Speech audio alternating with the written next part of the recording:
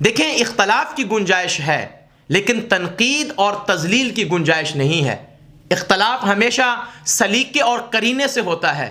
اور تنقید یہ گھٹیا پن کی علامت ہے، اور تضلیل یہ کمینے پن کی علامت ہے۔ اور خاص کر وہ ہستیاں جن کو پیغمبر علیہ الصلوۃ والسلام نے خود پاک کیا ہو، اپنے سینے سے لگا لگا کے پاک کیا ہو، کسی سے رشتے دے کے اسے پاک کیا ہو، کسی سے رشتے لے کے اسے پاک کیا ہو، کسی کو بشارت سنا کے پاک کیا ہو، کسی کے احسان بتا کے پاک کیا ہو، جن کو اللہ اور رسول نے سرٹیفکیٹ دیے ہوں، جنت کے سرٹیفکیٹ اور ان کی پاکیزگی کے سرٹیفکیٹ، ان کے معیار کے سرٹیفکیٹ دیے ہوں، ان کو ہمارے لیے مشعل راہ بنایا ہو، ہمارے لیے نمونہ ایمان بنایا ہو، ایسی شخصیات کے بارے میں اگر کہیں تاریخی روایات میں اختلاف ہے اور اس پر کوئی بات کرتا ہے تو اس کی تو گنجائش ہو سکتی ہے، لیکن ان پر تنقید کرنے کی یا ان کی تضلیل کرنے کی ہرگز اجازت نہیں۔